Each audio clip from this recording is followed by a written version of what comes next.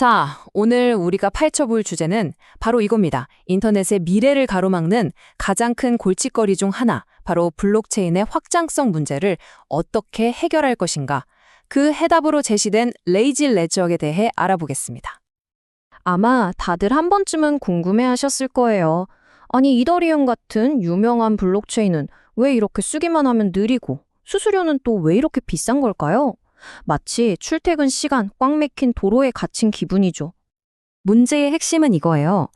기존 블록체인 고속도로에서는요, 모든 차, 그러니까 모든 노드가 다른 모든 차들을 일일이 멈춰 세워서 너 뭐 싣고 어디 가냐고 검사하는 거나 마찬가지거든요. 이러니 당연히 꽉 막힐 수밖에 없죠. 그런데 만약에 오른쪽에 보이는 것처럼 그냥 교통정리만 딱 해주는 아주 가벼운, 말 그대로 좀 게으른 방식이 있다면 어떨까요? 바로 이게 레이지 레저의 정말 기가 막힌 아이디어입니다. 거래 순서를 정하는 합의랑 그 거래를 실제로 처리하는 실행을 아예 분리해버리는 거죠. 이제 블록체인의 역할은 딱 하나, 그냥 모두가 볼 수 있는 안전한 게시판이 되는 겁니다. 자, 그런데 블록체인이 그냥 게시판 역할만 하려면 한 가지 중요한 약속이 필요해요.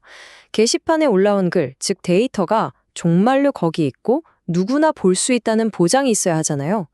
여기서 바로 데이터 가용성 문제라는 게 튀어나옵니다.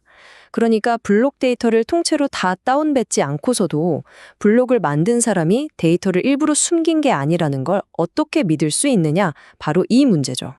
레이지 레저는 이 어려운 문제를 정보 이론에서 가져온 아주 영리한 트릭으로 해결하는데요.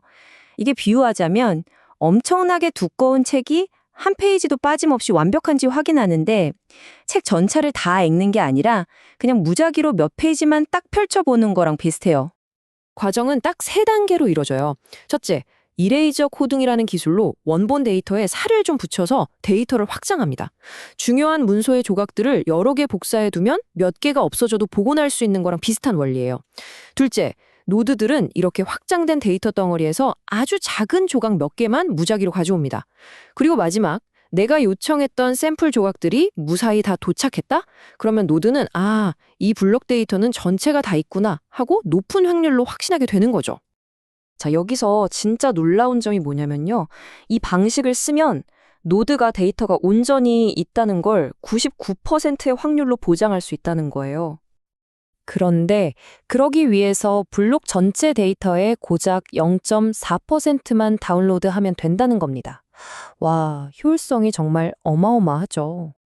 자, 이 차트를 한번 보세요. 논문에 나온 결과를 바탕으로 만든 건데 차이가 확 느껴지시죠?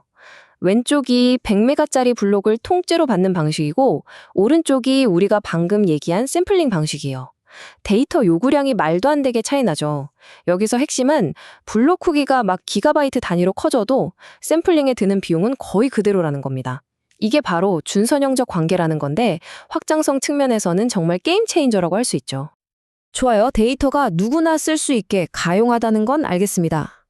그런데 여기서 질문이 하나 생기죠. 노드들이 거래를 실행하지 않는다면 도대체 누가 그 일을 하는 걸까요? 정답은 아주 간단합니다. 그 거래에 관심 있는 사람들만 하면 됩니다. 이걸 바로 애플리케이션 상태 주권이라고 불러요. 아까 말했던 블록체인 고속도로 비유를 다시 가져와 볼게요. 이건 마치 모든 앱에 각자 자신만의 전용 차선을 만들어주는 것과 같아요. 그러니까 1번 차선에서 차가 아무리 막혀도 2번, 3번 차선은 쌩쌩 달릴 수 있는 거죠.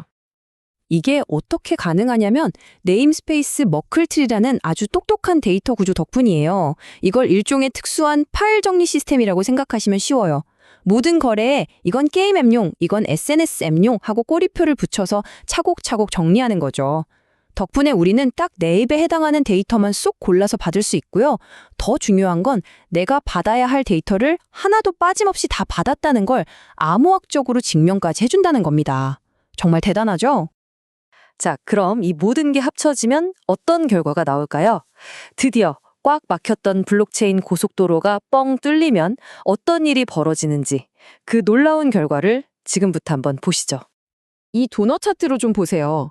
전체 블록체인이 다른 수많은 앱들의 거래로 터져나가기 직전이라고 해도 정작 내 앱을 위해 처리해야 하는 데이터 양은 저 작은 조각만큼밖에 안 된다는 거예요. 거의 변하지 않는 거죠. 더 이상 다른 앱들 때문에 내 앱이 느려지는 그런 억울한 일은 겪지 않아도 된다는 뜻입니다. 이게 바로 근본적인 패러다임의 전환을 가져옵니다. 백서에 나온 이 문장처럼요. 블록체인이 마치 P2P 파일 공유 네트워크처럼 확장된다는 건데 이게 무슨 말이냐면요. 비트토렌트 생각해 보세요. 파일을 공유하는 사람이 많아질수록 다운로드 속도가 더 빨라지잖아요. 마찬가지로 레이지 레저에서는 데이터를 검증하는 가벼운 노드 사용자가 많아질수록 네트워크 전체가 더 큰 블록을 안전하게 처리할 수 있게 되는, 즉 오히려 네트워크의 용량이 늘어나는 효과가 나타나는 겁니다. 자, 그래서 핵심적인 이점들을 정리해보면 이렇습니다. 첫째, 사용자가 늘수록 오히려 성능이 좋아지는 진정한 확장성. 둘째, 개발자들이 블록체인 전체를 뒤흔드는 하드포크 걱정 없이 자유롭게 앱을 업그레이드할 수 있는 유연성. 그리고 마지막으로 각 앱과 커뮤니티가 자신들만의 규칙을 온전히 통제할 수 있는 주권. 이 세 가지입니다. 결국 이 모든 혁신은 우리에게 하나의 커다란 질문을 던집니다. 만약 블록체인이 마침내 인터넷 그 자체처럼 자유롭게 확장될 수 있다면, 그 꽉 막혔던 고속도로가 마침내 뻥 뚫린다면, 우리는 과연 무엇을 만들게 될까요? 어떤 새로운 가능성이 열리게 될까요?